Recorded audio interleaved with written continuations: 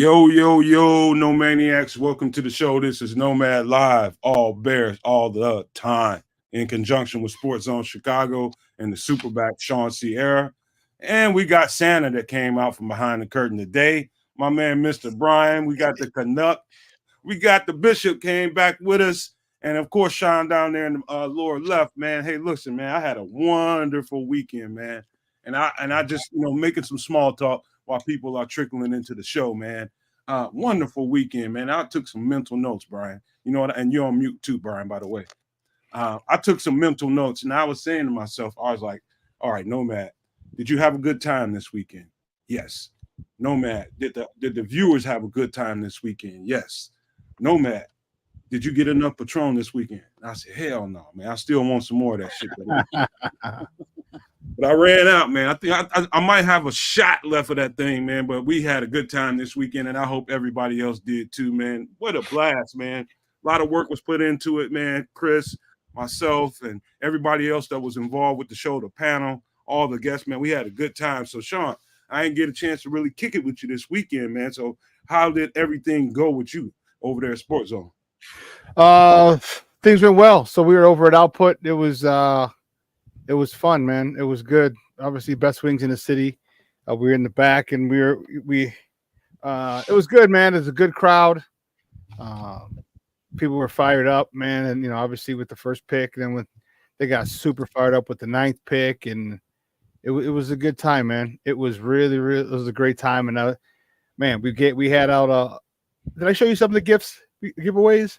No, last week. No, okay. I had a Bears towel, a Gatorade Bears towel. Gatorade Bears, one of those things. I gave that away. I had 2 winter fleece lined hats, so those, the warm ones. I had the 2 hats. I had 4 squeeze bottles, a Gatorade with the Bears logo at the bottom. So it was good, man. We gave them out basically after every pick. After every pick we did, and so people loved it. People love getting free stuff. So it was good, man. Good. Drinks were cold. Drinks were nice, and yeah, it was a good time. Real good time. That's what I'm talking about, Shawn. How you doing up there, Country Santa up there at the top? I'm a little upset now that Shawn didn't save me any of that. Thanks, buddy. No, hey, I'm well rested. Had a blast this weekend. I'm happy with the draft picks. I didn't know an old man could enjoy life so much. Tickled pink. You tickled your pink. What? No. Hey, it's my pink if it wants to be tickled. Go ahead, Canuck. Just get in the middle. Right the hell now, man. All this pink tickling going around here. I'm not sure what to say.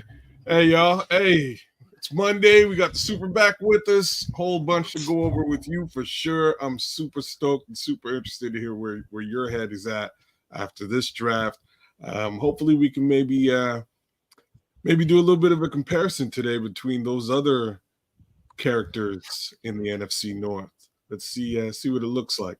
In any event, good to see y'all, No Maniacs. We got a show for you once again. My guy, the Bishop, is back. Bishop, what do you got to say? No Maniac Monday. How y'all guys doing, man? Looky here. It's Monday. Long weekend. Great weekend.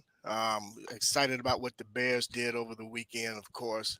More importantly, glad to be with you guys. Everybody in the chat, how you guys doing? No Maniacs and Sports Zoners. My faithfuls out there, Stuart and Sophie in Florida. My boy V-Dub up in the D. He said it was crazy in Detroit this whole weekend during the draft. So, oh, my God. Along with my favorite girl, Rita, and Felicia. What's going on? Chicago, West Side, South Side. Stand up. We finna get at it, y'all. Let's get to it. Nomad, what's happening? Oh, I'm sorry. No. SuperBack. What's up, baby? I can't forget you. How you doing, my brother? I'm good, man. I just woke up from a little nap, so I'm a little groggy. So pardon me if I look a little. I had a kick-ass workout this morning. Man, I was sweating. Man, I was sweating like a sweater, man. My whole shirt was wet, boy. They had me, Charlie. So then I did my show, and then I had to take a nap, man. Woo, I had to take a nap. But I'm glad. I'm excited. The picks, man, I am really fired up about this upcoming season. I'm fired up about the draft picks. A lot of people are still upset about Corey Taylor. I'm like, okay, wait till just watch. You know, people forget how important the third phase of the game is, and I don't know why. You know, we had a guy named Devin something or other who was pretty darn good. We had a guy named Cody Parkey who really broke our hearts. So Yes. to understand a third phase and not put a lot of resources into that, I don't understand why people were mad. Like, we need this, we need that, we need this, we need that. I'm like, yeah, but the way this guy, what he does and the way he does it, I'm just telling you from experience. I played with phenomenal punters. And real quick story, first time we got this guy when I was with the Thunder, this guy came and his first game, he's practicing. He's already out there before I warmed up. He's out there. He's kicking from the minus 35, minus 40. He's letting them inside so he coffin corners them. So for those of you who don't know what a coffin corner is, so you angle it so it goes toward the corner and you're trying to get it out of bounds inside the 10. This dude was coffin cornering and he hit the first one. I was actually jogging as I was warming up around the track. It hit and had a 90-degree angle right out of bounds at like the 3-yard line. I'm like, oh, snap. I was like, oh, that's luck. He's then, you know, for those of you who don't know, punters, they have their own bag of footballs. Punters, kickers, they're freaking weird. But anyway, they did it again to the left side. He did it to the right. And then he kicked it. He kicked one straight down the middle of the field. I'm like, what's he doing here? Dude, it bounced straight up. Bounced and stood right there like the 4 or 5 yard line. I'm like, you have to be crapping me. And he did it for the next 3 seasons when we played with us. It was unbelievable. So when you can get a guy who can deaden the ball and get the ball. Imagine with our defense, imagine offenses 15, 20 times this upcoming season having to start inside the 5, inside the 10 or inside the 5. That's helping Caleb Williams. Why? Because you get a 3 and out. You punt us back the ball. We're starting right around the 50, if not inside plus territory. I love it. I was really, really impressed with Ryan Poles, man. Really, really impressed. So you want to hear who was upset about that? It wasn't about the fact that they got the punter. It was when.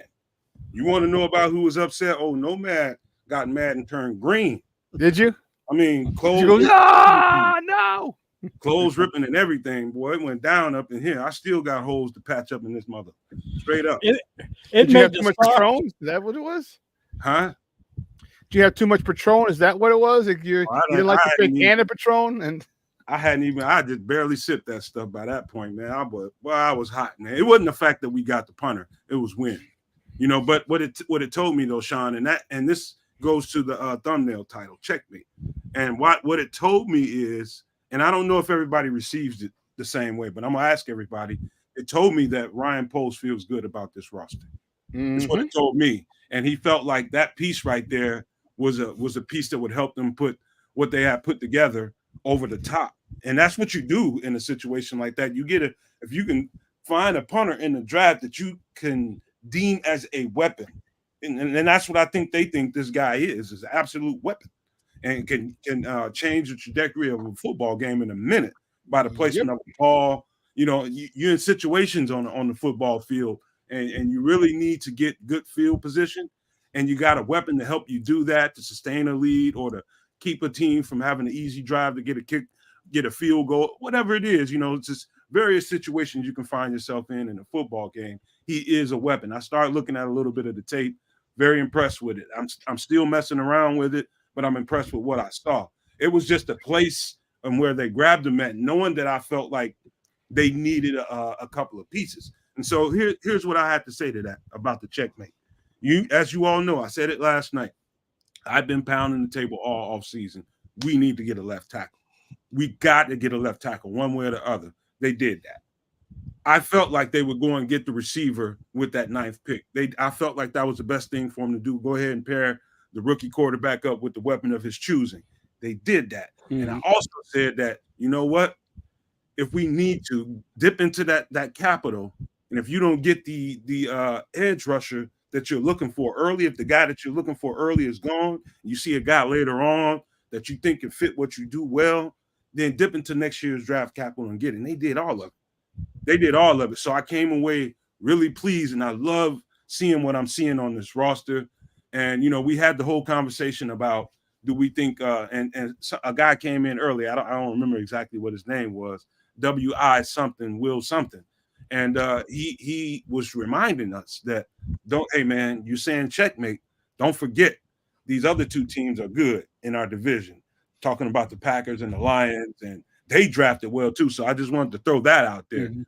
So they did draft very well, both teams. But I do feel real damn good about what we did in this draft. And I think they fit pretty much everything that they needed to fit.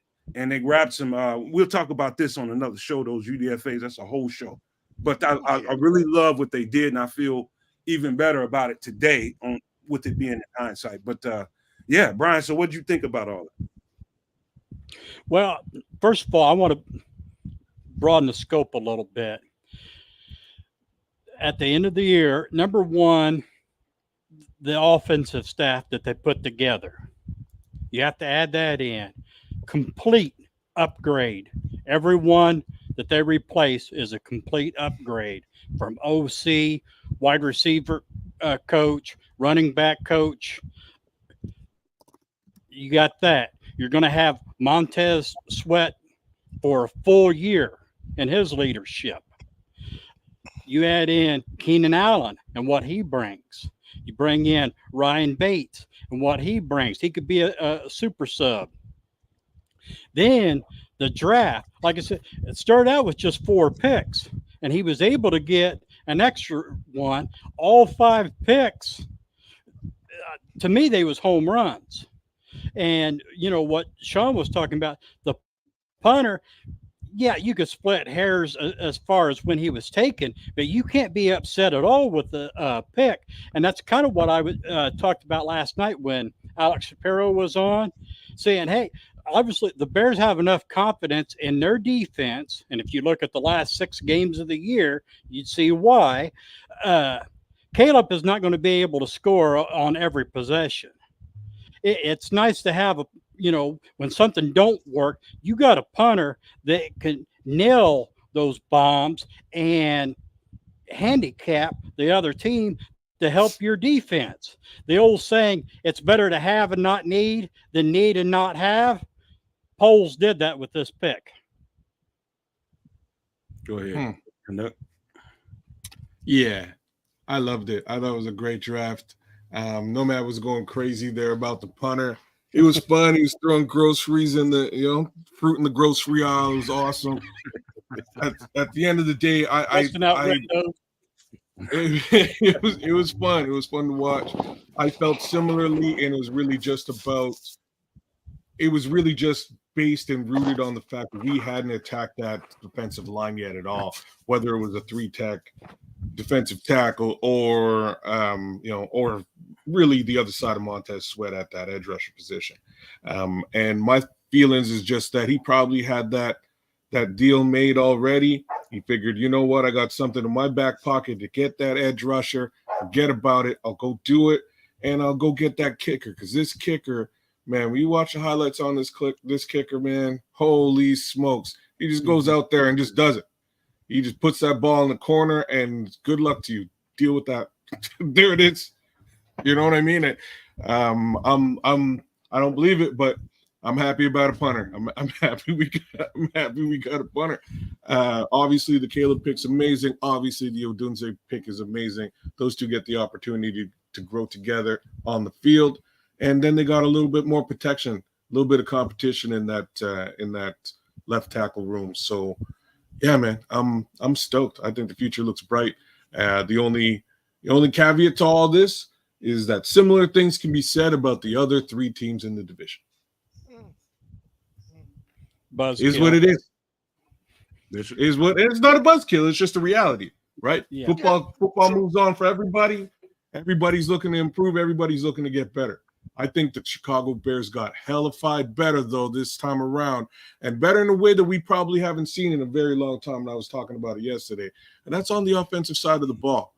They made some serious strides here in this offseason, and I can't wait to see what that turns out to be in fruition on the field come September. Bishop? Well, I'm going to say this, man. Piggybacking on both Brian, and you. It all started this off season. And when they made the changes, first with the staff, and then it trickled down into the offseason as far as free agency. And with the signings and the additions that they made there. And then they go into the draft and the choices that they made, which I am so glad. I know everybody wanted Marvin Harrison Jr. I knew that we didn't have an opportunity to get him, especially at number 9. I am stoked at who we did get at number 9.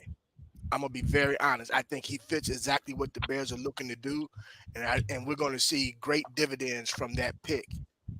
I say all of that to say this: big ups to Ryan Poles and the scouting department.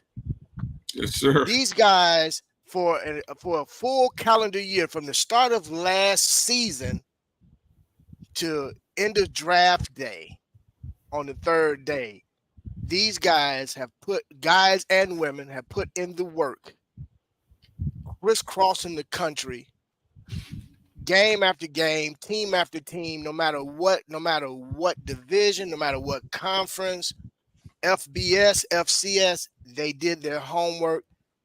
They made sure that they checked every single box. They left no stone unturned. They addressed the needs, the depth that needed to be addressed with this football team.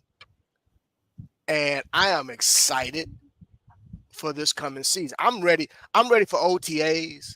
I'm ready for training camp. Heck, I'm ready for kickoff in September. You know, it says a lot for us, for Bears fans, and all Bears fans should be super excited about the direction that this team is going into. And we have to give credit to the McCaskey family for finally taking a step back and admitting that they were running the team like a mom and pop, and they put some football minds in the front office, and we're now starting to see what that looks like and what that is morphing into. And man, all I can say is this is going to be a very exciting season. The North, the NFC North is going to be one of the, if not the most competitive division in football. We're back to the black and blue. It's getting ready to go down. We're going to smack on some Packers. We're going to kick the heck out some Vikings. And did I forget anybody? Oh, Lions. Yeah, we're gonna swing the Lions by the tails and toss them on out the way as well. I'm excited. I'm ready. SuperBack, I know you are, man, and I cannot wait to hear your take on everything. So go right ahead, my brother. I'm gonna pass it to you. I can't tell you how fired up I am. All right, I can't tell. I am so it's the thing where you just have to sit back and you think everything was addressed. Everything was addressed. Him jumping back in to get that edge. You're like, what can we like? People who are complaining, like Nomad was mad about the punter and we didn't get the edge. What happened? He said, "Oh, Nomad, I'm not done yet." Jumps back in and gets an edge. You know, it was a great throw. It was a good throw. The thing that I like about this is that I was asking. If you remember, I was asking for a one-trick pony. Remember, I was saying, just give me a one-trick pony. Just give me a guy to rush the passer. I don't give a damn about setting the edge. I don't give a damn about stopping the run. I don't give a damn. You come in on 2nd and long, 3rd and long, passing down. This guy's coming, and that's what this kid is. Okay. Now you can put some size at him and make him an actual DN. You can do all that in year 2, 3, and 4. Okay. But right now he's a one-trick pony. I'll let DeMarcus Walker set the edge on rundowns. I'll let him do that, and that's fine, and we'll be good. But also, what you did is you got a stopgap for next year, because next year's the edge class is deep. It's talented. So now you can go get a super big stud next year at the edge and have this young man have a year of NFL experience, get bigger, get stronger, get faster, get more explosive. And now you talk about rushes. So now when you get that true NASCAR package and you can push someone else inside and still have him coming off the edge, Man, I love it. I love it. I love it. I love it. You got your needs. So if you need, or if you see a left tackle you want to get, like a stud left tackle, you got enough capital. You can bundle some picks up and go get that dude. So you got all the things covered. You got all the necessities there. And if you need, and next year, someone is asked in the chat, is a rebuild over? I said no. I said earlier on my show, no, it's not over. After next season, after next draft, going into the 2025 season, from that point on, it's NFC title game or bust. That's it. NFC title, and we should be legitimate contenders for the NFC title game every single year, and that starts next year. I'm not saying we can't get there this year. No, I don't think we will. I don't want to put a limit on us this year. Okay, but after next year, after next year's draft, yeah, anything less than the NFC title game, I think it would be a lost season. So I'm super fired up about it. I love, I was my guy Randy Trivers, who was Caleb Williams' head coach in high school at Gonzaga in DC. He's talked about the leadership. He's one of the things he said. And if you watch, and most people might not get this, when Caleb Williams would run in to find Rome Odunze after they announced it, and he's in that certain thing, all the curtains and everything, and you saw it later. He's like, no, he's in this one. He goes in and he's like, Rome Odunze, right? That's a leader. That's a guy going to show that he's fired up that you're drafted. He's fired up that you're his teammate. And if you saw, I don't know if you could even tell, and some of us might be like, Rome was like, yeah, he was flexing. Like Rome is okay with following Caleb now. Like, that's my dude. I'm following him. That act of going to see and congratulate and telling you, man, I'm fired up. You're my guy. You're on the team. But, shit, we were just hanging out last week, throwing ball, saying, wouldn't it be great? Wouldn't it be great? Wouldn't it be great? And now isn't it going to be great? That thing, him going to find Rome Odunze was so powerful in their relationship. Man, Rome might have an extra 2 or 3 inches on that vert, man. I just throw it up. I got you. Just throw it up. Well, I would take a slight bit of difference. And I mean, when I say slight, a real small bit of difference in what you just said, Shawn, about Austin Booker. I don't think he's a one-trick pony. I think he's a piece that allows them to get more multiple in their defensive front. And so just bring them in for pass rush and downs. I think I'm telling you, I keep studying this Buffalo defensive front and the different ways they use their front guys. And you just you can't tell the difference between a 4-3 and a 3-4 in the way they set it up. I think he's going to be out there in that length that he is. I mean, he got those go-go gadget arms that he is. Man, it'd be almost crazy not to put that guy on the field first and second down, drop him back into the zones and see if he can break up some passes or grab one. So that's the only difference I would point out to you, Shawn, is I think he can do a little bit more than that. And I just look forward to that. I think they've got some plans for a guy with his measurables. And I think that the multiple ways that they can use him along that front, man, I think he's going to pay dividends. He's still going to have to earn them snaps. It's not like they're going to say, all right, you're here now, we drafted you, you automatically get these snaps. No, he's going to have to come in here like everybody else, and he's going to have to earn it. And so if he does, I can see them using them in different multiple ways. But for the most part, I think you're right, Shawn. That would be the only little bit of difference I would point out. But I think when he gets stronger, like I just think think that because he's a little slight of frame, but I think they're going to use him on stunts and twists and not just coming at man. Because I'm sure you broke it down, man. There was a couple of times where he went to the tackle and then whoop, dipped that shoulder like. I mean that bend and tackle was like zoop, oh snap sack. I was like damn. And another time he went down, the tackle figured he was going to dip. Went to hit him and he dipped even lower. And I was like, and that bend that he had. So I see him coming around that edge. I see him twisting. I see TE stunts. He's like, dip, zoom, and put that, you know what I mean? I just think he's gonna get, once he gets bigger and stronger, I think they may feel like they can use him more. Maybe they can use him more more multiple ways now. I just think for me, I'm just happy that he's quick, he's bendy, he's very nimble. And he can get low from the window to the wall. That mug gets low, man. Holy cow. He can get down, man. He can get down. How about this, man? I got a couple of little quick notes before we get all the way into the Bears coverage. Quick some NFL news that's going on right now. defensive tackles continue to grub and eat, bro.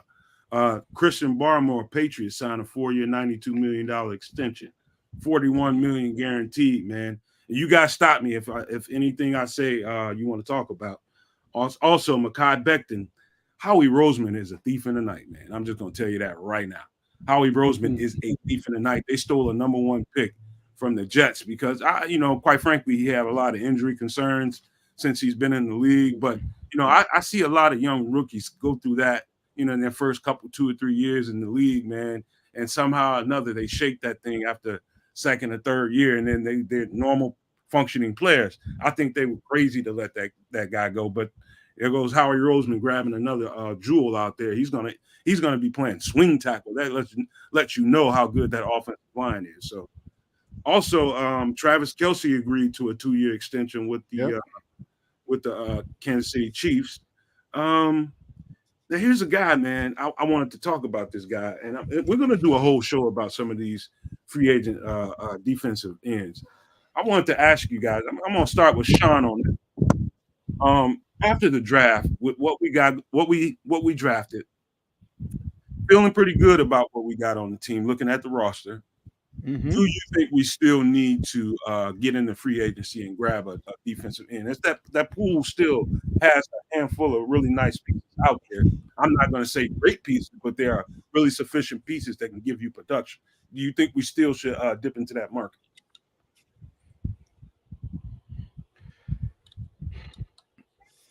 I don't. Right now, I'll say no, and here's why. One, just the cost. And I know the cost goes down now that the draft's over and the closer you get to training camp. Guys are like, look, I just need a job. I got a lifestyle. I got a lead. I got an old lady who has a nasty shopping habit. I need to get something coming in. But I think this is going to be one of Coach Washington's best jobs. He's got a lot of competition. He's got a lot of young guys. All right, first of all, you got Sweat. All right, God forbid he makes Sweat any better. God for freaking bid. Okay, he makes Montez Sweat any better. Okay, now you got Javon Dexter, who we're expecting to take a big step forward. We have Zach Pickens, who we're hoping takes a step forward like Javon Dexter did the last 5 or 6 games of the year. Now you still have Andrew Billings. Okay, then you got Booker. You still got DeMarcus Walker, or you still got Dominique. So there's a lot of young talent that you can really get and you can kind of mold. And imagine all these guys take another step forward. And we're talking DeMarcus Walker. We're talking, God forbid, Billings takes. I mean, how much more step can Billings take? I mean, if he does, he's going to be a freaking, all pro because he collapses the pocket from the inside. So I think this is going to be one of Coach Washington's best groups, I should say, not teams, best groups. So I don't know if I'd really want to go in or feel the need to go into free agency for an end or a 3-tech. But if there's the one guy from oh goodness, who's the biggest name out there in 3-tech? In free agency? Who'd you say, Brian? Carl Lawson. No. In free agency? Yeah, the 3-tech. I want to say. I can't. I had it earlier. But anyway, he's a big name. I can't think of it. But anyway, if you get a veteran at a cheap price, like I said, as that price goes down and down and down, again, you got lifestyles you got to lead, and you have bills you got to pay, you have mouths you got to feed, you got cousins, and now you're watching this kid because he's acting a fool. You'd be surprised. Warren Sapp was telling Urlacher this years ago. He's like, every year you have another mouth to feed. Every year because of your status, because family here, this guy, that, you know what I mean? So yeah, their price is going to go down. And if you could find one, okay, go get it. But I personally, if I had to, I don't think we need to. I think we're okay. What say the rest of you guys? I don't think so. And I'm basing that off of, if you look at the 2 prior years of Ryan Poles' MO, he usually wants to start the season with between $8 to $10 million. And as of now, if you deduct what they have in the cap, what's going to be allotted to the draft picks, I think they said 16 million. The Bears have 22. That puts them roughly 6 million, give or take. Calais Campbell. That's Sorry, cutting it. that was the name. Sorry. That's cutting it very close, and you don't know what's going to happen in training camp. I mean, God forbid, and I'm not trying to jinx, but injuries do happen. If they're able to come out of that unscathed, and then you talk about maybe releasing, say, Borum. We talked a little bit last night that Waldron ain't real big on the fullbacks, so Blasting game. And there's a couple other ones. If you got rid of them, you could add, maybe another 5 or 6 million. Then you can maybe talk about a free agent. You still may want to get a veteran QB just to mentor Williams. So as of right now, this week, I would say definitely no. So Leo, before you answer that, Kedz or Bishop, Leo makes a good point. Bears were Leo factor one. Bears were second in sacks. Were second to last in sacks last year. I think I'm just want to throw that out there. I'll wait till you guys respond and Thanks. It rolls right where I'm headed because I would do it. I would do it one time. Actually, so the only downside to this is that you just drafted an Austin Booker. You have a Dominique Robinson. You have a couple of developmental guys there. We did technically save, polls did save in and around $10 million on not moving forward with Yannick Ngakoue thus far. So somebody's likely to get that paper, right? That money's probably slotted to that position in some capacity. And if that's the case, there's Trey Hendrickson out there who's a little bit upset with his team. Maybe you throw some draft capital at that and you bring him over for this season. And if you do that, now you're really talking about making a splash in the NFC. You're talking about kicking the doors down on both sides of the ball. So I wouldn't be mad at that. To me, that would be the signifying move. I'm going to throw another crazy name out there. My jersey's floating. It's over there. Khalil Mack. Khalil Mack wouldn't be a crazy idea to bring back to the Chicago Bears in a splash move, because I know he at present commands a pretty hefty salary, and who's to say that the Chargers with Harbaugh really wants to pay that salary moving forward. Maybe there's a path back for Khalil to Chicago. Who knows? But hopefully that path, I know I'm dreaming out here, but hopefully that path comes at a much lower price tag, right, than traditionally it has. He's getting up in age, and in any event, you could add somebody to the roster that's an impact player, and likely not at an exorbitant fee, due to the fact that we're getting closer to the season. Like Shawn said, you got to keep that money coming in. You got to keep getting fed. We'll see. Bishop. First, with Khalil Mack, he restructured his contract to stay in. Well, before you go too far, he restructured 4 times with us before we let him go too. No, I got it. But he did it to stay versus he could have elected not to, and could have been a free agent earlier on and could have gotten whatever he wanted. He really wants to stay in LA, and in truth be told, from my understanding, Harbaugh wants him to be there. So that was another thing too, why they really worked hard to restructure his contract. With that being said, the name that you mentioned, which was Hendricks, I like that. I really like that idea. If that could be possible. With that being said, he's making about 15 mil right now, right? Like it would work well. He's the same age as Montez Sweat. It would actually be a discount on the other side up until you got to re-sign him. But again, hint, until you got to re-sign him. You know what I mean? So get him now and get what you can get now, and you're dealing with that down the road. But let's put the emphasis back on. I know we talking about defensive end, but let's put the emphasis on Coach Washington and how he's going to use these pieces interchangeably. And to what Nomad was saying earlier regarding his fronts, he has some hybrid fronts, man. The way he uses these guys, talking about a 4-3, where even in his 4-3 defenses, he's had his ends literally standing up instead of hand in the dirt. He moved guys around. I think he's got some young developmental pieces, to what Shawn was saying, that now you can really utilize these guys and develop these guys. So where Dominic Robinson is used to playing on one side, now let's see what he can do if you bring him to the other side and get a chance to get mentored and coached up by both Coach Washington and a Montez Sweat. Now you can learn how to really use your hands and do different things and really see what this defensive front can really, really look like.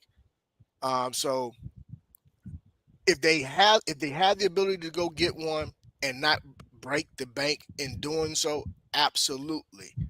But in the event that they don't, I think we're okay with what we have. But I would love to still add an extra defensive end just for that insurance policy, to say the least. But again, and they've been working magic all off season with contracts and cap space and everything else. So, I mean, anything's possible. I'm at this point, just wow me some more. Okay, I see Chris popped in. What you got? Chris, you there? I'm sorry. BearsGogglesOn.com had posted a potential scenario where the Bears would send a second rounder next year and 26 second rounder to Cincinnati for Trey Hendrickson. There you go. Wait a minute, run that back again, Chris. 2025 second rounder, 2026 second rounder to Cincinnati for Trey Hendrickson. Now, my question again is, the reason he wants out of Cincinnati is because of money. And so in order to facilitate that trade, it looks like you're going to probably have to extend him before you can even, I mean, he doesn't have a first right of refusal or a trade clause, I don't think. But, you're going to have to give him some money in order to get him here and keep him happy. That's why he's refused. He's actually talking about retiring rather than playing this year. So, I don't remember exactly how old he is. I know he's 29. 29. So in my eyes, just to answer what he said, I said that on Twitter. I said this on Twitter, and I think I might have said it here on one of these shows, that I think a couple, $2-3 million, he's making 15 now. Couple $2 or $3 more million, stretch it out over 3 years, give him a nice incentive signing bonus, kind of front loaded. And I think you're working with something. He's exactly right up the alley of what Flus and Foles might be after. His physically, his physical attributes. He had 17 and a half sacks last year. So I don't know if a $3 million raise is gonna. Yeah, that ain't gonna help him. But if you throw some capital at him, at Cincinnati, they might let him go for the 15 that he's on now, and you go kick the doors in the NFC, yo. That's what I'm saying. You go kick the doors in. Pay him. If you don't pay him, you still have you have a disgruntled player. I'm not saying don't pay him. I'm saying you bring him in now. You don't necessarily have to pay him immediately, do you? Yes, because he's talking about retiring if Cincinnati doesn't pay him. So he's disgruntled. What if they backload it? Hey, Pepe Silva saying if he's thinking about retirement, then he's already retired. Well, I think he's using that as leverage. I think it's correct. He just wants to sign a deal now with Cincinnati and get extended before he gets cut next season when they have to sign Jamar Chase too. Because they just did they sign Jamar Chase yet? No. Okay, there you go.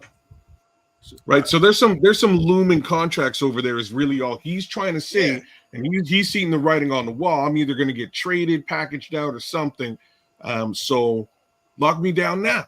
Want Yeah. somebody to lock him down now? Maybe that Well, somebody's next. Because they got to pay either him or T. Higgins, man. They got to figure something out. Yeah. well, Here's my way of thinking about the edge position. Kids, if you can grab the chat for a few seconds. Here's my way of thinking about it. And I'm gonna try to sum this up the best way I can to let you know my way of thinking.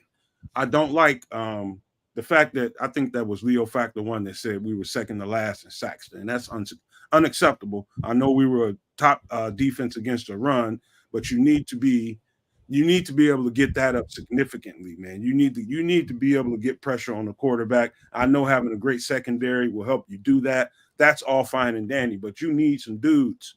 And I think going into the season, all I would want to see is, because I do like Jacob Martin. I absolutely love this kid, man. I think he was probably, in my opinion, like the steal of the offseason, in my opinion, in free agency rather.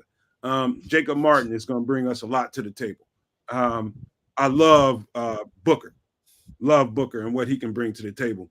DeMarcus Walker, to me, is more valuable to the interior of your defense than, and it's going to be a you heard Poles in the I think day 2 presser say that he felt like, hey, this is going to be a hard team. It's going to be hard to make this damn team. And you start thinking about the different positions that he might have been having in his head when he said that. I think D tackle is one. I think edge rusher is one.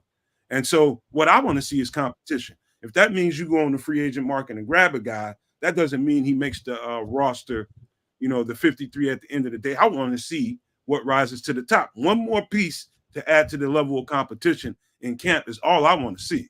Whatever they have to do to get it, I'm good with it. If it ends up being Trey Hendrickson, if it ends up being somebody they see out there, like here's a couple names that are out there. I'll throw some at you. Chris Wormley, 30 years old, 6'5", 300. He's a former defensive tackle for the Steelers. Calais Campbell's out there, 6'8", 282.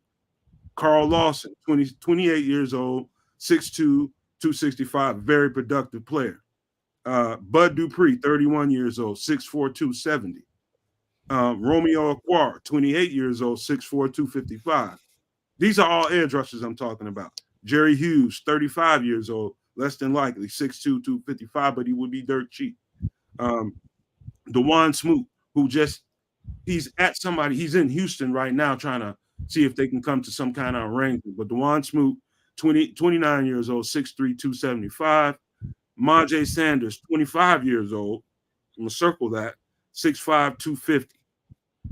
And so those are a few names when we do the free agent pool show. There's some names out there still. Everybody thinks it dried up after a few names got taken off the board. There's still some nice quality players out there. And again, all I'm looking for is some competition in the camp. That's it, man. I just want to see that those numbers come up. We cannot afford to be second to last if we want to call ourselves a Super Bowl contender or a playoff contender. Like Brad Holmes said this in the chat just a few minutes ago. Basically, Goff could sit back there and make sandwiches, and we can't afford. That's our competition. That's our stiffest competition in the division. We can't afford to be like, oh, okay, I think we'll be all right at the edge rusher. No, be damn sure. I'm tired of being all right at the edge position. Get that straightened out, man. That's just my take on the whole thing, but I'll let you guys respond. Yeah, but you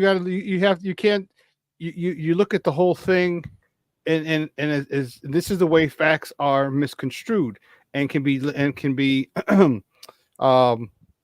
used to push someone's agenda. Let's see. Yes, the fact is we were second to last in sacks. Where were we in sacks once Montez Sweat got here? Don't give me this shit from the beginning. Start from that week to week 18. All right, where were we in sacks at that particular point? Because you can have 0 sacks all the way up to week 9, and then have 25 sacks or 30 sacks or 50 sacks, and be like, "Oh, you only had 50 sacks in the year. It's horrible." But you had 0 from 1 to 9. So don't give me that number about that all year, because that's a false narrative. Give me that when Montez Sweat, because Montez Sweat wasn't here week 1. When Montez Sweat came and shit changed, it changed. It changed. Let me know what the sacks were from there. Where do we stand sacks at that point? Because that's going to give you a better barometer of what we have as far as sacks and rushing the passer. Okay, because I remember Tyreek Stevenson getting interceptions. I remember seeing Jalen Johnson getting a lot of interceptions once Montez Sweat got here. All right, so talk to me about from that point on, not from the whole season. Well, we don't know. We might have the dudes on the roster. We don't even know that. But it's worth having the conversation. We don't know.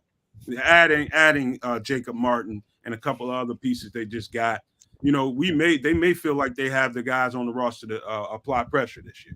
So if they don't go back into the free agent market and they don't sign another guy, make a trade or something like that, would I be upset? No. I want to see what these guys can bring to the table. But what I would love to see is, to me, I would feel comfortable if they completed that and went and got a guy that they feel like is for sure the thing that they need on the other side of Montez Sweat. That's just me, you know. But I do look forward. You want him to do extension, or do you want him as a rental? Because you can edge rusher next year. I think Trey Hendrickson is a perfect scenario. Actually, okay. I think he's the perfect scenario. But you know, if they 3 years extension, 4 years, then 3-4 years. You know, give him an upfront loaded contract. You know, give him about a couple $2-3 million more than he's getting right now, and I guarantee he's happy. You know, now I just would love to see that, man. That's just my personal preference. But I can't wait to see these guys compete in camp. If they go to camp with these guys, and I gotta mention, we still have June 1st cuts that come. And I was just looking at, I took a peek at that right before the show. Some interesting names on there, but we'll save that for another show.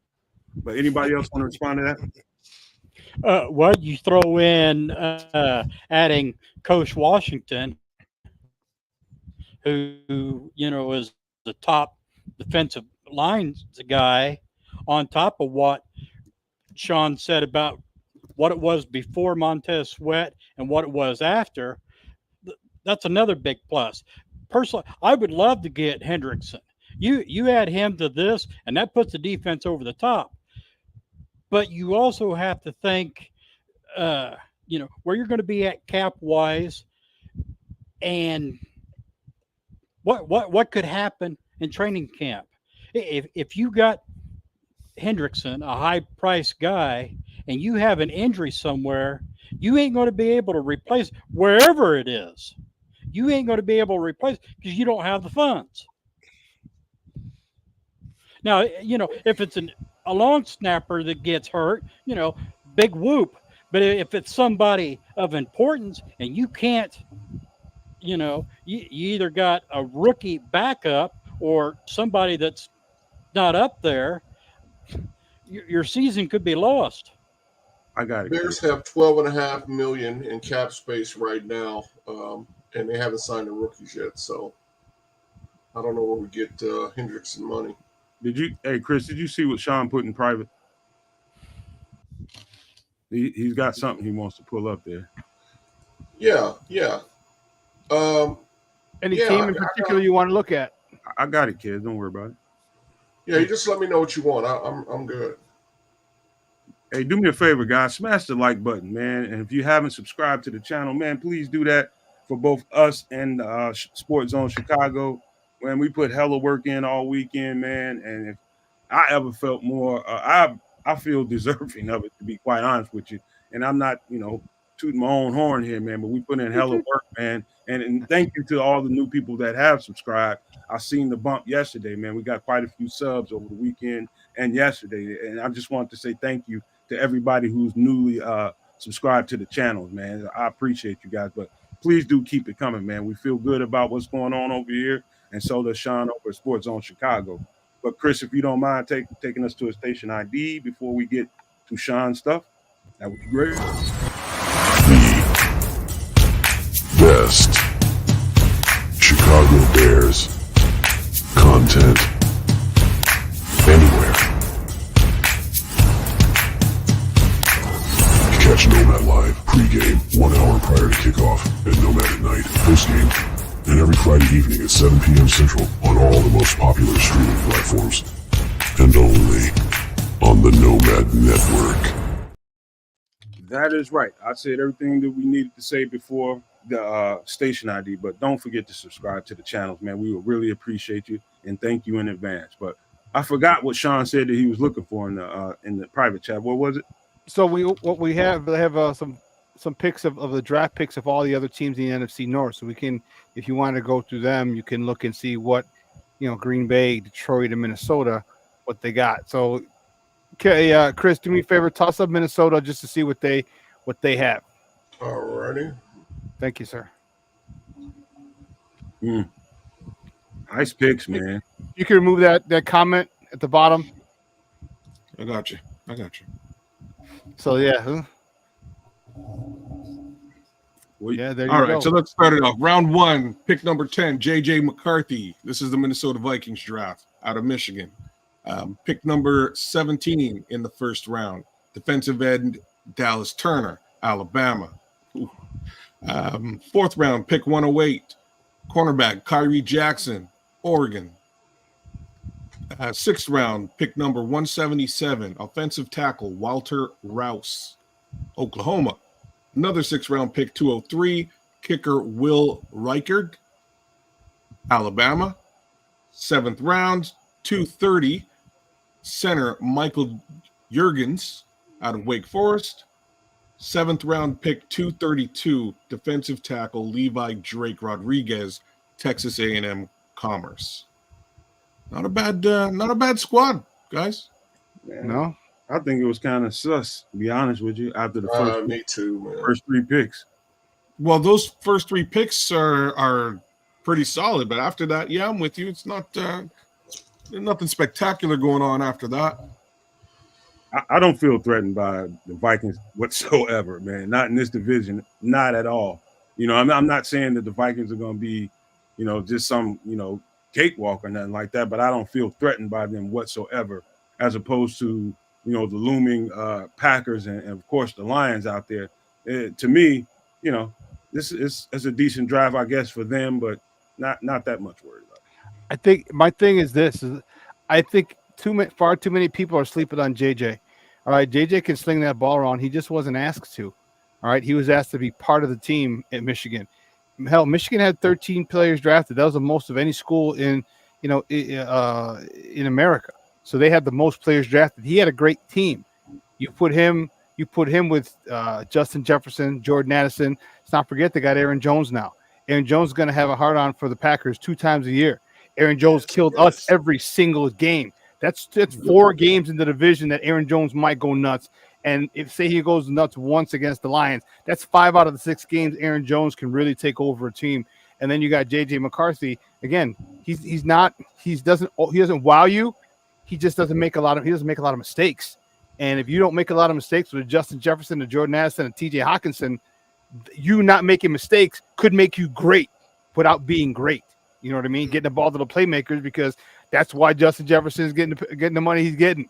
You know what I mean? So I think I say be very leery of Minnesota, because, and then you got Dallas Turner to replace Danielle Hunter. Yeah, I'm keep an eye on him for. I'm like, all right, I'm not put it this way. I feel like Mickey 3 when I'm going to scout Clubber Lang's opponents, Clubber Lang, and I'm like, oh damn. Well, J.J. McCarthy's career at Michigan kind of reminds you of Tom Brady's. I mean, he wasn't, and of course now quarterbacks have a lot more value. Brady probably would win the second round in this draft, but as thirsty as they are now. But he had a similar career to Tom Brady, just always steady, made good plays, wasn't super flashy, didn't have to be, but not saying he's going to go on to have Brady's career, but they just kind of remind me of each other in the Michigan. Hey, Shawn clearly drinking the JJ juice. I'm more like, I don't care nothing about it, man. I ain't worried about the Vikings at all. And he's gonna have to prove it to me. I'm not saying JJ McCarthy is chopped liver or anything, but I just want to see, what do you look like with a volume of opportunities to throw the ball. Everybody's looking forward to seeing that. I think it could turn out pretty decent for him. We'll see, man. But I just don't feel the same way about Dallas Turner too, man. I mean, with the talent that he had along that line at Alabama, was that responsible for some of the production he had? I mean, he had good players all the way. He even had guys coming in off the bench that were good. So But I is mean, that his fault? no, it's not his fault. But I'm not saying it's his fault. I'm not blaming him for it. But it just means that could have been the reason why he was as productive as he was. I mean, he needs some more weight, if you ask me. Now, I'm not saying he's chopped liver either, but yeah, I got to see. Chris J Money is saying there's no guarantee he even starts. I think he got a point there too. Yeah, he could. Yeah, I agree with that. But here's the thing: he might not start initially, and they might have Sam Darnold start. And if Sam Darnold just really craps the bed, it could be Mitch Trubisky and what's his name, Chicken Neck situation. Mike Lennon. You know what, Shawn? It's not if, but it's not so much if he craps the bed as when he craps the bed. Yeah. Let's see what they got for the Packers, Chris. And then one quick thing before we get to this list, man. Don't forget, man, J.J. McCarthy is from the Chicagoland area, man. Get a kid a little props, man, for having some Chi-Town blood in him. All right? No, anyway, there's only two guys. Little props. There's only three guys on this chart here that I'm not sure about, and I'll point them out. Let me see here. Jacob Monk, offensive D lineman or O lineman from Duke. Travis Glover, a defensive tackle from Georgia State, and Michael Pratt. I'm not sure about those guys, but the rest of these players. Let me tell you something. Green Bay just hit a home run, man. I'm just going to tell y'all straight out. I don't know who need to hear that. Hey, get frustrated, get pissed off, whatever, man. But I'm telling you, they hit some home run picks on this board here. Just telling y'all, man. They got some studs. But go ahead, Shawn. Jordan Morgan, I'm not too worried about because if you watch Austin Booker's, come on, Brian. That's one play. Wait a minute. If okay, you look, watch let me go Austin through Booker, the list, Brian. Before we let me go through the list for the listeners. So Green Bay Packers, pick number 1, 25, offensive lineman Jordan Morgan, Arizona. Number 2, pick 45, linebacker Edgerrin Cooper, Texas A&M. Round number 2, pick 58, safety Javon Bullard, Georgia. Round 3, pick 88. Running back Marshawn Lloyd, USC. Number 3, or pick third round, pick number 91, linebacker Tyron Hopper, Missouri. Round 4, pick 111, safety Evan Williams, Oregon. Round 5, 163, center Jacob Monk, Duke. 5th round, 169, safety Kitano Ladapo, Oregon State, mind you. 6th round, 202, offensive tackle Travis Glover, Georgia State. 7th round, 245, quarterback Michael Pratt, Tulane. 7th round, 255, cornerback Kalen King, Penn State. What do you think about that, guys? Let Shawn go. This is his list. Mm-hmm. Oh no, Brian was talking. Go ahead, finish up, Brian. Oh, what I was going to – Jordan Morgan, I'm not too worried about because if you look at Austin Booker's highlights, 3 consecutive plays, he puts him on his butt. Those are low lights. Those are low lights, Brian. Well, it depends on if you're a Bears fan or a Packers fan. Now, what's interesting to me, you look at what the Bears draft, the quarterback, the wide receiver, and look where Green Bay build up. They build up their secondary. That tells me they're a little bit worried. Yeah, they worried. I'm not worried. Just preparing. It's not worried. It's prepared. You're not gonna go cover to your backside. That's it. Don't go to a gunfight with a knife. You know what I mean? Like you understand that the Bears finally have a legit receiving core. All right, you see what Minnesota has. You see what Detroit has, and now the Bears are on board with a good receiving core. Yeah, you're like, okay, well, we just got to make sure. I wouldn't say scared. I'm just saying they're just doing what finally, because now they know that the Bears it's not going to be as easy to beat the Bears. All right, so you got to make sure. And I don't know about scared. I like the Jordan Morgan pick on their part, the Edgerrin Cooper pick. I love Javon Bullard, Marshawn Lloyd. I mean, you got an offensive tackle. You got another running back to go with the guy from Vegas, their new running back. Jacobs. Oh, That's Josh Jacobs. Jacobs. Josh Jacobs. Yeah. Josh Jacobs. Now you got Marshawn Lloyd. Okay, now you're cooking with grease here, and they're doing what they like to do. You got to run the ball up there, that Jordan Love. So they did a nice job in the draft. That Javon Bullard, I like that. Excuse me, I like Morgan Bullard and Marshawn Lloyd. I like big time. Man, For that.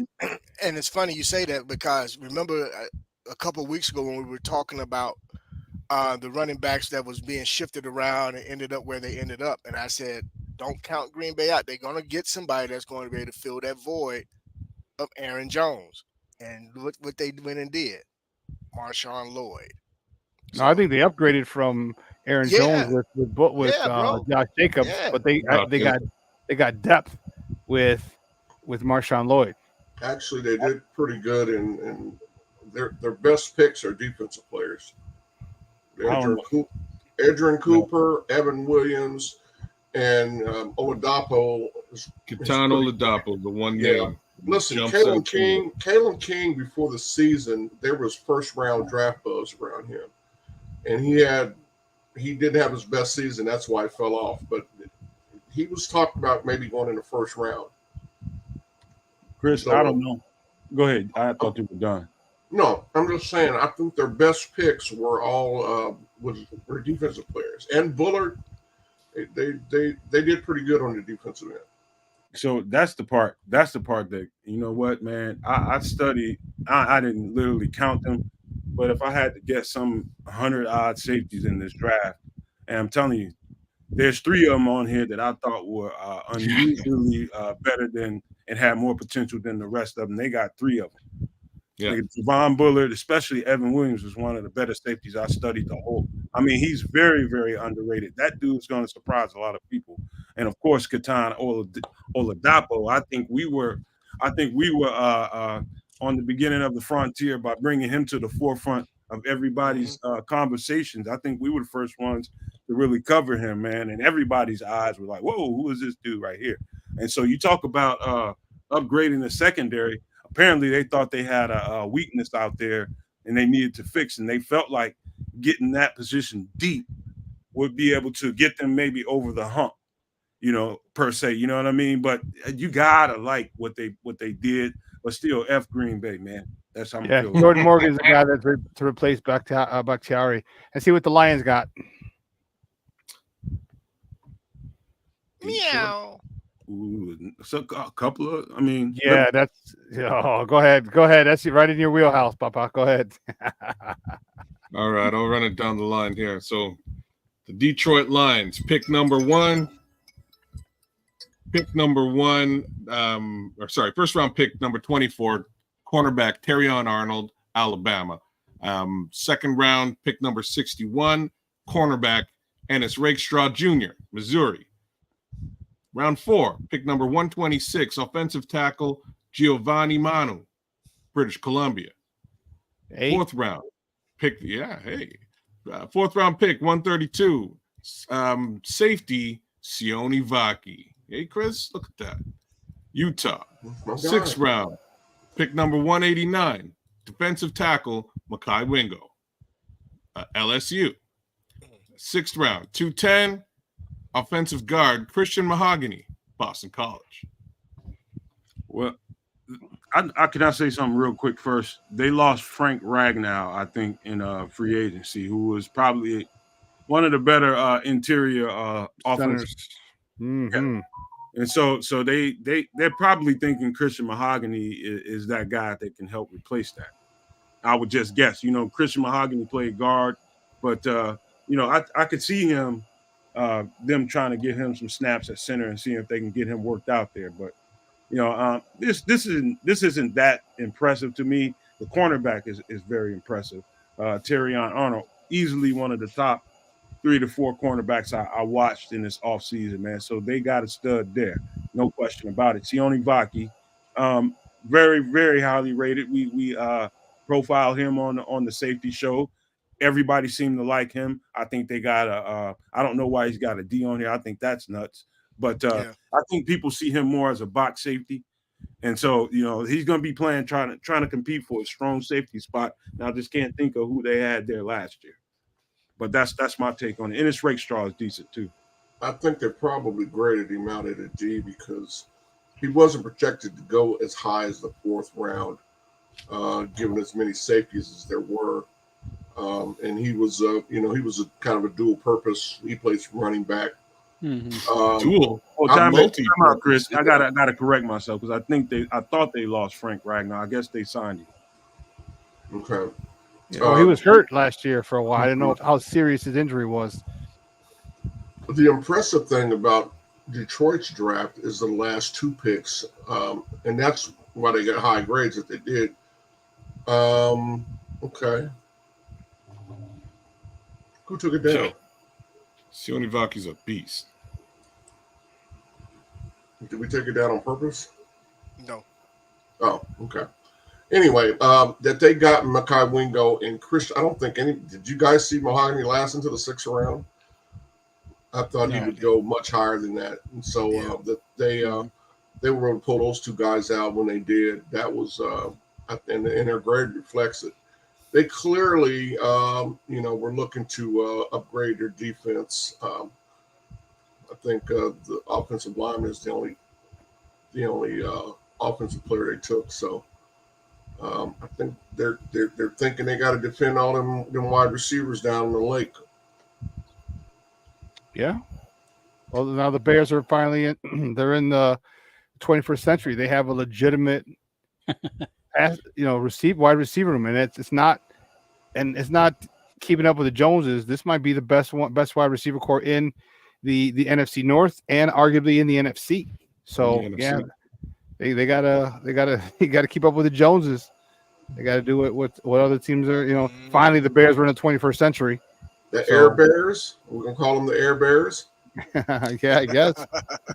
I don't think it'll be that way this year. I think that what they need to do is they need to make sure they win with Caleb, not because of Caleb. Don't put all that pressure on that youngster. Keep his passes. I mean, of course, you're going to have some long passes, and let's not get silly. All right, he's going to take some deep shots, but it's not going to be the air raid. It's not going to be the greatest show on turf. Not the first year yet.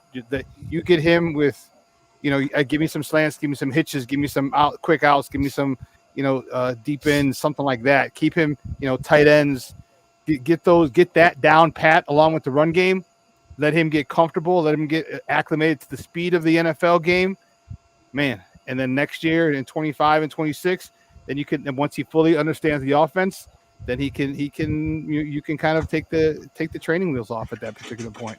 Hell, that might even happen toward the end of the year, depending on how well he picks it up. All right, man. This is the last one, Shawn? This is the last one, yeah. Yeah, I mean, I think they just needed depth for the most part, and I think they felt like they had a hole at corner. Anytime you've got Kendall Vildor as one of your starting corners, man, you're in trouble out there.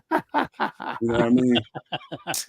Yeah. So they had to do something there. Speaking from experience, right? Speaking from experience. I'm not. I apologize to Kendall Vildor for saying that, but I think no, you don't. No, you're right. You're right, son. No, he doesn't. I do, man. I think he's more of a slot corner, man. And I think anytime he's playing on the boundary, I think he's out of position. That's just my opinion when I look at him play. But let me Plank, man, appreciate you, my guy. 124 in there. Only 75 likes, man. Come on now.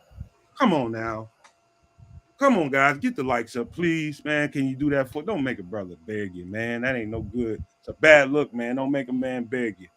Please get the likes up, people. But thank you, Plank, $2 chat.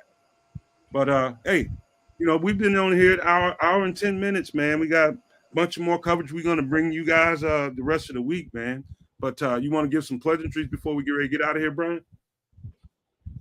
Oh, well, hey, Shawn, good seeing you. Bishop, always great seeing you. Chat, always great seeing you guys too. Thanks for stopping by, and it looks like the fun's continuing. You guys have a safe, blessed day. Take care. Guess that's on to the guy. Hey, chat, keep it popping. I see you guys out there doing your thing, loving it. Hopefully I got to hit each and every one of you. If I didn't, much love to all of you for representing with us once again. Man, it's been a whirlwind of a weekend, and here we are on Monday, keeping it rocking with you. So once more, No Maniacs, thanks for coming out. Chris, thanks for producing and keeping it produced all weekend, man, up until today. Every day is another duty. So thanks again for your hard work. Nomad, thanks for coming out and doing the darn thing on your own show. Thank you, sir. Thank you, Bishop. Thank you, Shawn. And thank you, Brian. Yo, it's Monday, y'all. Let's do it again tomorrow. He said every day is a duty. He's right. All right. All right. Thanks, everybody, for coming today, man. It's I've been busy all day ripping and running. I'm exhausted. But appreciate you guys coming and subscribing, sharing, liking, notifying. Man, do your thing, man. My guys in the chat, love you guys. Guys on the panel, Brian, Kedz, Shawn, Bishop, smile, brother. All right, that's better. Nomad, even you, my friend. Hey, good work all week, and time to see what's gonna happen with this all this work King Foles has put in. Let's get her done. What say you, Bishop? Well, what say me?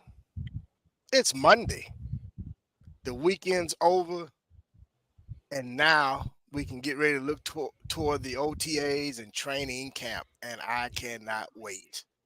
But with that being said, thank you to everybody in the chat for always hanging out with us. As always, you hung out with us a little past an hour. Thank you so kindly and so much. We do appreciate it. To my guys on the panel, wonderful chopping it up with you guys. I'm excited now going further into the off season and heading toward the OTA to really start chopping this up and breaking it down in terms of picks, what we think is going to happen. But more importantly, man, just always talking Bears football with you guys, man. It's always a pleasure. Definitely do appreciate it. Missed you guys over the weekend, But with that being said, man, I'm going to go ahead and pass it to my man, the SuperBack. You dig? Let him say what he got to say. But it is Monday, y'all. And I'm going to say this. Get out and get you some sun. Get you some vitamin D. It's about 83 here, bright and sunny. And we don't want to hear my that. man Shawn. Oh, I'm sorry. I'm sorry. No, you're not. It's 7. It's 70 degrees over here. We're good. We're good. Sports owners and Omaniacs unite. Man, make sure you follow and subscribe to Sports Zone Chicago as well as the Nomad Network. And great stuff today, man. Great stuff. I'm really excited about the weekend. It's just really, really looking forward to rookie mini camp, OTAs. It's gonna be fun. It's really gonna be fun. I think I got my Roma Odunze jersey. Gonna order that bad boy from a knockoff, of course. I'm not paying $750 for a damn jersey, but I'm gonna give me a nice little. I'm exaggerating for effect. No, I'm gonna get my Roma Odunze jersey. So, yeah, I'm excited, man. This is really shaping up to be a really, really, really competitive team. First intra squad first, and then we're going to compete. Like I said, I anticipate the playoffs with this team, and I can't wait to see how well it goes. Can't wait to get my first questions into to Caleb, to Rome, to all the youngsters, and see. I can't wait to meet them, and like I said, pepper them with some questions. So, Nomad, to you, Papa. So, hey, man, thank everybody for coming out and enjoying and being a part of the show, man. You guys make this thing what it is. You keep us upbeat and keep us ready to basically fulfill our obligation, man, give you guys good content. Hopefully we've done that all weekend. We keep doing that. And to tell you the truth, man, you guys stay tuned because the rest of the week, there's so much more we got to break down that we didn't get to today. The UDFAs, some of the conversations, again, about the market, the free agent market, whether it be tackle, whether it be DN, or are there pieces out there? Could be a tight end, could be a quarterback out there that they might end up picking up. We just don't know. But it's all going to be worth having these shows the rest of this week is going to be some interesting stuff going on the Nomad Network and especially Nomad Live.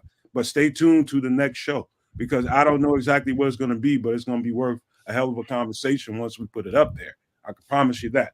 But I do appreciate you guys once again for coming out. Thank you for helping us make this weekend a great first annual Nomad Network draft coverage. It was excellent. We had a ball, and we're going to definitely do that again next year and have a ball again. But you guys helped us make that what it was, man. And all the people that came and joined the network, there was a whole lot of drinking, crazy, me turning into a Hulk. It was all kind of crazy stuff going on over here on this network, but we had a blast doing it, man. But you guys helped make it what it was, man. So I can never say thank you enough. And again, thank you to the people that are newly subscribed to the channel. We really appreciate you. We really needed that, and we still need some more, man. We're making a hard push for 2000, and so is Shawn over there at Sports Zone Chicago. So please keep up the support, man. We need you guys, and there's all kinds of reasons to be optimistic right about now because they have just gotten the ingredients. They've just gotten the ingredients. Now they go to the table. Now it's starting to put the seasoning on there. Now it's starting to put the seasoning, chopping up onions in that thing, green peppers and all that kind of stuff. Put the Reynolds wrap on top of it, slide it in the oven, and we can't wait until training camp comes and let these dudes compete. But there's just so many more conversations we're going to have on here. All of it's worth having. But again, thank you guys. But before I leave you guys, got to leave you with these famous words: love, peace, and hair grease, y'all. Shot City, stand up. Yay, yay. Boom.